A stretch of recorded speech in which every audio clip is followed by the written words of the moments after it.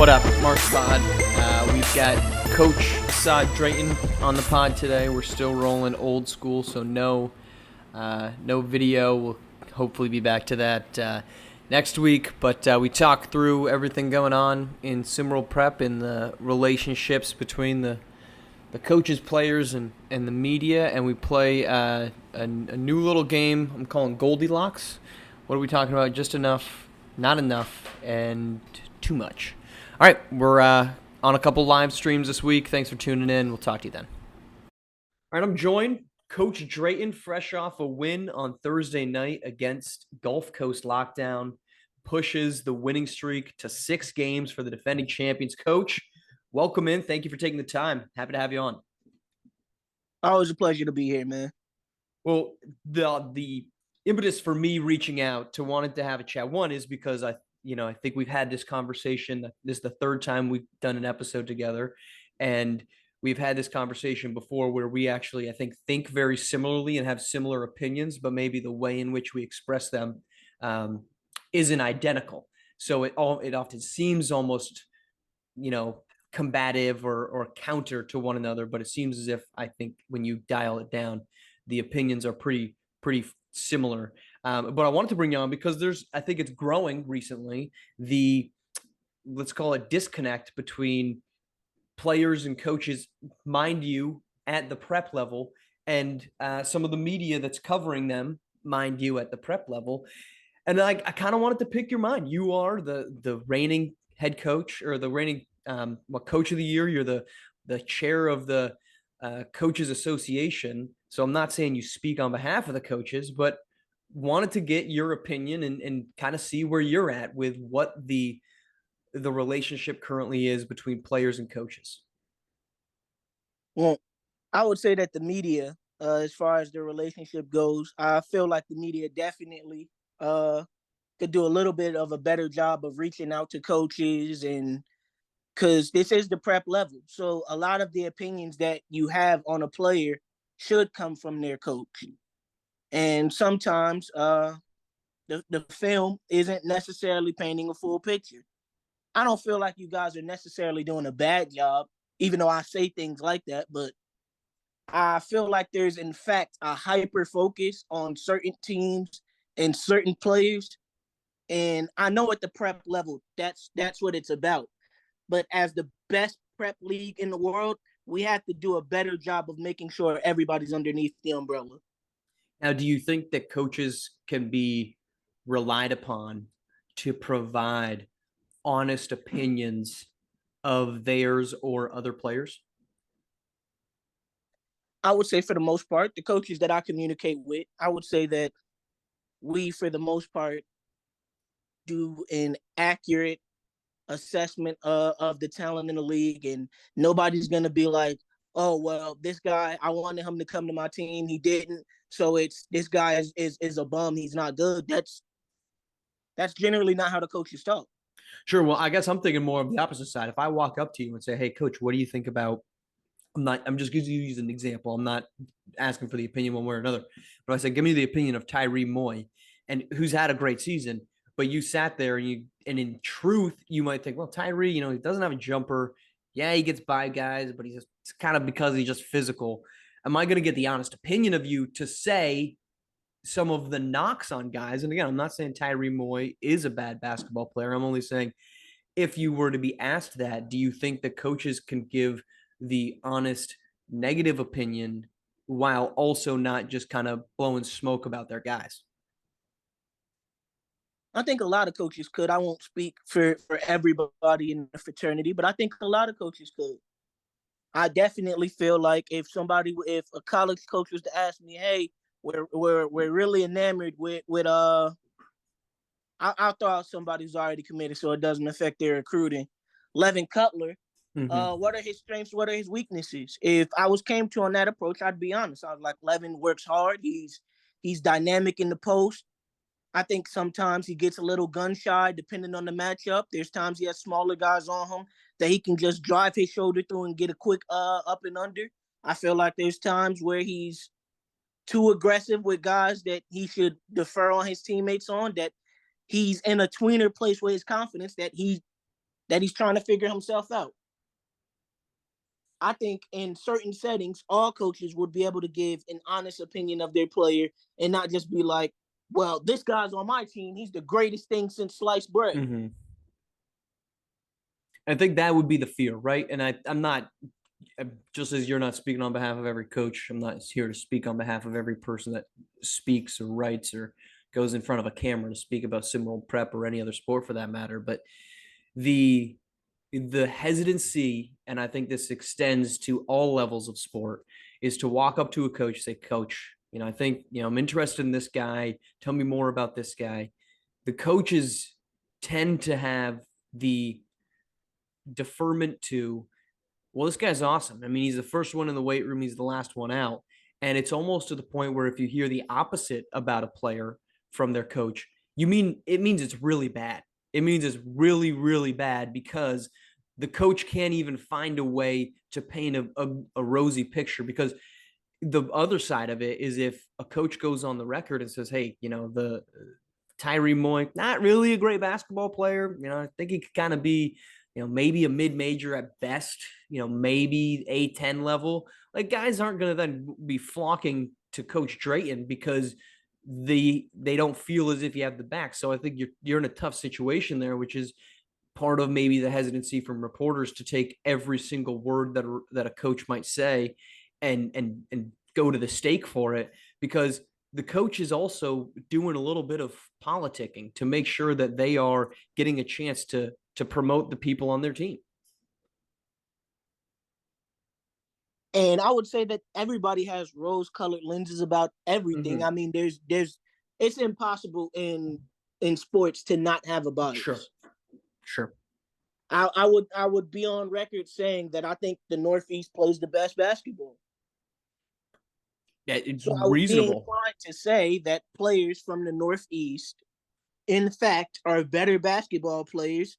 And in my case, I happen to be able to back it up. You look at Philadelphia, you look at the Originators, you look at Lakeshore, you look at us. The pedigree is there. Well, Coach, I mean, it's because the winters are so long and basketball is an indoor sport. I mean, what else are you going to do? How can you blame kids for wanting to go outside, in California? Like, God forbid they want to learn how to surf. Am I right? I'm kidding. But you mentioned bias, and I wanted to dive into that. So we go on, you have a podcast, so you have to go on and talk about things. Obviously, I have a podcast. I go on and talk about things. And when I can hop on and I might say something halfway critical of a team, of a player, and I'm going to use it because it was the most recent example, AT Aliens. Okay. I go on, I don't say anything outwardly, I don't think, demeaning about them, right? I say, look, I don't think Royce Anderson is the number one guy. I think the stats back that up. And that at the time that I said multiple things weren't going their direction. Now, when they turn around, their coach comes out and says what he says about, we're out to prove these exact people wrong. Do you think it's fair for coaches and players, or maybe, I guess my opinion is, there seems to be an unawareness from some coaches and players about this is the world in which we're walking into, right? You wanted to be playing basketball in front of people, in front of the cameras, make a profitable living for yourself. There are things that come with that. Do you think that's a fair or unfair opinion, or do you think I'm just coming from it with rose-colored glasses because I'm on the opposite side of the microphone? I think it's fair that you can have your own assessment of Sure. a play. And I think it's also fair that if somebody has a counter opinion, that not necessarily, I wouldn't use to prove you wrong, because there is no proving somebody right or wrong about an opinion. You can't prove an opinion. Exactly. If I say I feel like, without a doubt, KPJ is the best point guard, I'm using my feelings. And once you use feelings, you kind of throw sports out of the argument. Right. Well, I mean, even keep going. So I would say that I would defend you in the stance that, in your opinion, you have every right to say that you feel like Royce isn't the number one option. But in the counter thing, as a coach, if you brought Royce in and you feel like he's a number one option, that's where a difference in more of opinions and feelings come into it. And my concern with it all is that it seems as if there's a lot of folks that take that opinion and they say, well, now I'm billboard materialing this. And I get it if it's another player or another coach, and you've got Coach B, that's not a pseudonym for anybody, but to say Coach B says Coach Drayton doesn't know what he's doing, and we're going to wipe the floor with him. I get that can harbor certain opinions and certain emotions from other folks. But my whole point of this is that we live in a world in which this is kind of par for the course. Coaches are going to get people are going to be critical of coaches. People were critical of Coach Skinny early on in the season. He had his struggles, and whether he wanted there to be high expectations or not, he might not have had them. But the vast majority of people that watched the league and watched the offseason did have them. And again, you're right. You can't prove those opinions right or wrong because Skinny can come in and say what he said, where we've got a lot to build upon. And he was right in that aspect. But his opinion was that his team had stuff to build on. The rest of the opinions were that players and coaches were coming in with high expectations. I guess my whole point of it is these harboring of negative emotions feel almost a waste of emotion, because there's a lot more important things to get concerned about than a random podcast's opinion of what they think of you, and then thus how you respond to it. It seems to be almost I don't want to say tone deaf, but maybe unaware of that's just the ecosystem we live in, because guess what? Every single player and every single coach is going to have a counter opinion of me and every other reporter, as we've seen. It just seems as if we're acting as if this should have been hunky-dory 100% of the time with only pats on the back. And I think that's something that the coaches do, in fact, have to work a little bit on, because for most people, this is, in fact, their first time coaching being covered like this. Right. A lot of coaches don't have the every game, not every game, but most of their games are live broadcasted. There's people seeing every mistake that they make, every loss. There's people who come from their local high school where they were winning. Now in SimWorld Prep, they're struggling. Mm-hmm. So when the media changes the narrative on them, and they for their whole life have been told that they're A, and now they're being told that they're B, they do tend to get defensive. And I think I don't want to say it's par for the course, because I'm not defending anybody's behavior over the course of the season. But it's growing pains. If you went from never being covered to magically being on getting press, and the first press that you get is something that you view as inherently negative, you immediately come up with your guard up and ready to go to bat against the media. Mm-hmm. And I think some coaches, once that happens, it's discredit the media. Everything that they says is faulty. I have to prove this guy wrong, and this, that, and the third. But they never gave you guys the chance because they felt like you never gave them the chance. Sure. And I think that's fair, right? I mean, I think the important part is this is prep, and I think there are opportunities for the media to take a little bit more of that prep mentality. I think there's parts that are fair to say, look, Royce Anderson, and let's critique me. Royce Anderson is not doing a lot of things that we might have hoped. That's a fair critique. Maybe the unfair critique was saying he's never going to be a number one. I don't know if I use the word never or not, but to be so demonstrative of a level, but I guess my concern is as these guys move up the ladder, coaches and players alike, when this becomes SWU, there's going to be more reporting. When this becomes SWBA, there's going to be more reporting. There's going to be more fans at that level that are going to have opinions. And if you can't take critiques and congratulations at the prep level, it's going to get even more, polarizing as you progress in the world of basketball. And so I'd hate to see players that kind of try to grow to this expectation that it is going to be supportive at every step of the way when it's not. And you hear guys in the SWBA today that talk about how difficult it is and how they have to tune things out, because that's the ecosystem that sports creates, because people love watching sports, and by default, human beings are going to have opinions of it. Any last things on that? Because I want to play a quick game with you, but I don't want to make it seem as if I'm not giving you a chance to kind of air out anything else that you had on your mind. Right. And God rest his soul. Coach Bones used to say this whenever we were playing. Everybody loves Spider-Man except for J. Jonah Jameson. Mm-hmm. And what he meant by that is everybody loves you for all the good that you do at the point in time. But there's going to be somebody who sees every small little thing that you did wrong. And when they harp on that, you feel lesser. And I don't want to say that players and coaches should tune the media out because you guys are, in fact, an outlet. Like with C, just take it as you will. Mm-hmm. Rick generally gives an overview take of the league. Elava does usually like a list and breakdowns, and J Rock does a great job with his ESPN article. But if some of the players were more focused on fine tuning their game instead of trying to prove you guys wrong, I think the league is better for it in its entirety. I don't like sometimes you guys literally say exactly what I would have thought, and I was like, well, glad somebody finally said it. Right. Right. All right, let's play a game where it's very simple. I'm calling it Goldilocks because it's just going to be three things. And this is right in line with some of the conversation about, folks not talking enough about Philadelphia's win streak earlier this week, or last week, rather. Um, okay, what are we talking too much about? What are we not talking enough about? And what are we talking the just right amount about? Let's start with what are we talking too much about? I'll defer to you. What are we talking too much about right now?